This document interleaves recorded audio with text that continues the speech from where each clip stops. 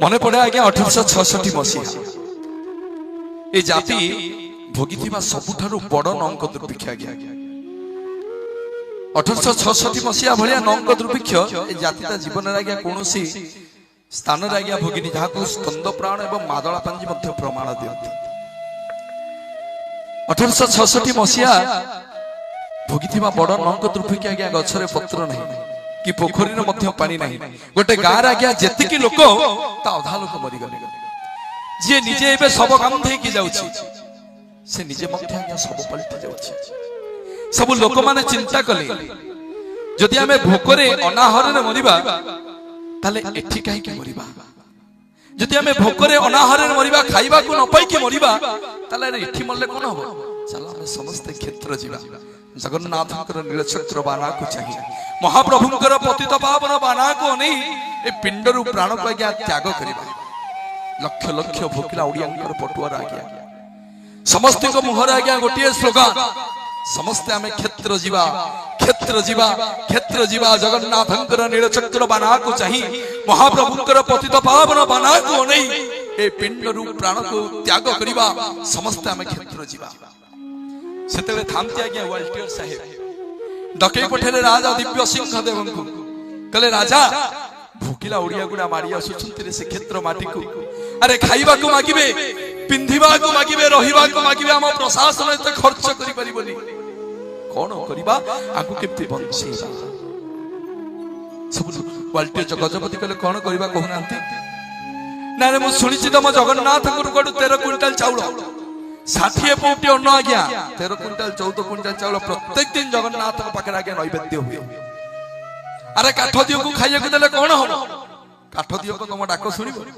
से खाइबा को जगन्नाथ को बंद कर देई निजे ओडिया मान को बांटी दियो भोकिला ओडिया को बांटी दियो गजपति कहले मु पारिबिनी ना काहे की पारिबनी ना साधारण जनता को पचरा जाऊ साधारण ओडिया को पचरा जाऊ जदी कहिबे देई दबा को मु देई देबी नहले मु पारिबनी बसी थामती आज्ञा वाल्टियर साहेब बड़ दांडरे भोकिला ओडियांकर पटुआर लक्ष लक्ष भोकिला ओडिया वाल्टियर साहेब कहले रे भोकिला ओडिया दल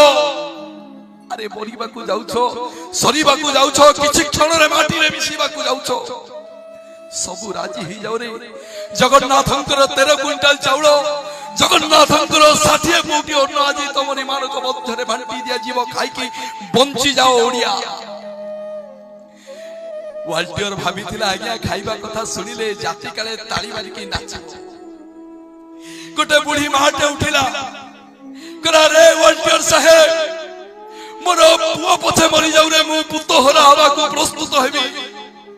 मोर वंश बुढ़ी जाऊ रे मुनि वंश हवा को प्रस्तुत हेबी मो जगन्नाथ को मो कालिया सुना को के उपास रहिबा कथा कहिबनी जे मो जगन्नाथ को उपास रहिबा कथा कहबो मुता तंटी कोड़ा करके रक्त पीजिबी गोटे नुआ बहाइतिबा झियोटा आज्ञा उठिला कहला रे वाल्टियर साहेब पोछि दउछि सिंदूर भांगी दउछि शंखा अरे जीवन जाको विधवा हेबी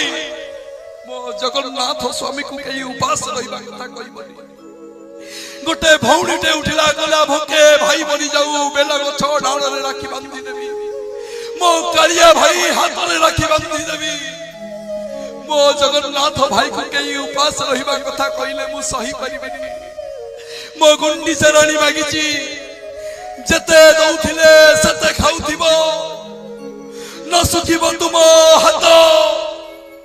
जते दउथिले सते खाउथिबो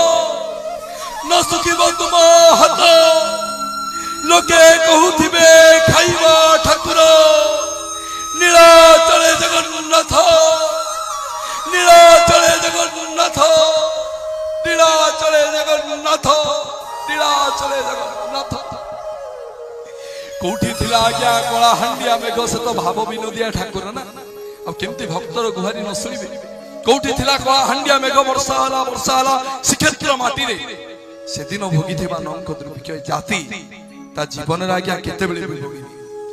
केते बेले भी आज्ञा भोगीबनी मध्य काहे कि ना डर काहा को मो भय काहा को कालिया अछंती मो चौ बाहु से महाप्रभुंकर आशीर्वाद से महाप्रभुंक पई।